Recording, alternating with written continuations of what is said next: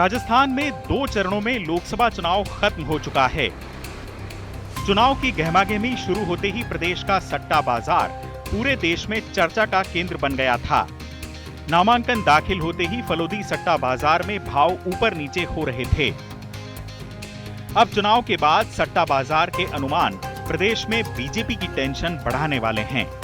इसके पीछे बड़ा कारण राजपूत और जाट समाज की बीजेपी से नाराजगी बताया जा रहा है। फलोदी सट्टा बाजार ने पहले के मुकाबले बीजेपी को कम सीटें मिलने का अनुमान जताया है। सट्टा बाजार के ताजा आकलन के मुताबिक लोकसभा चुनाव में बीजेपी को 299 से 302 सीटों के साथ आसान बहुमत मिलता दिखाई दे रहा है, लेकिन राजस्थान में पार्टी 25 में से 18 से 19 सीटों पर ही जीतती नजर आ रही है। फलोदी के एक सटोरिये के मुताबिक जिन सीटों पर कांग्रेस मजबूत स्थिति में है वो हैं बाड़मेर, जैसलमेर, सीकर, नागौर, टोंक सवाई माधोपुर और दौसा। इसके अलावा 2 सीटों पर दोनों पार्टियों के बीच कांटे की टक्कर है।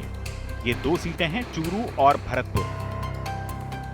हालांकि प्रदेश में बीजेपी के नेता दावा कर रहे हैं कि सट्टा बाजार चाहे जो कहे, जीत बीजेपी की होगी, क्योंकि मतदाता समझदार है और उसने जाति से ऊपर उठकर देश के लिए वोट डाला है।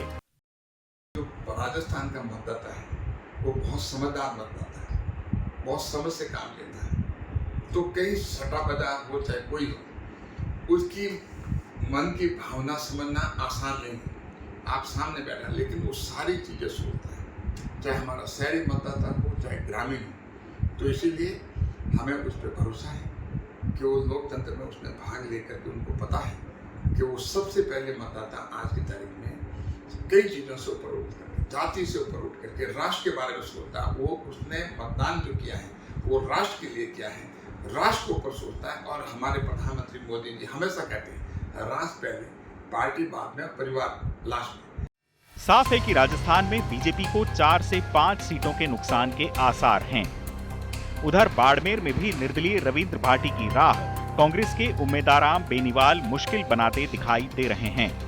हालांकि चुनाव से कुछ दिन पहले सट्टा बाजार का आकलन था कि बाड़मेर, जैसलमेर सीट पर चुनाव रविंद्र सिंह भाटी के पक्ष में चौंकाने वाले परिणाम दे सकता है, यानी भाटी की जीत की संभावना जताई जा रही थी।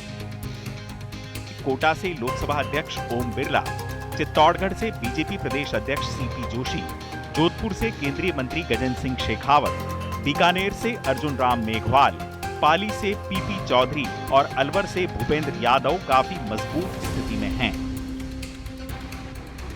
इधर पूर्व मुख्यमंत्री अशोक गहलोत के बेटे वैभव गहलोत की हालत जालोर सिरोही सीट से पतली बताई जा रही है।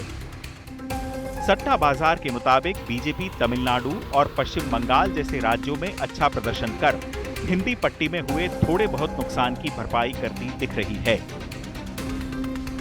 चुनाव आज तक।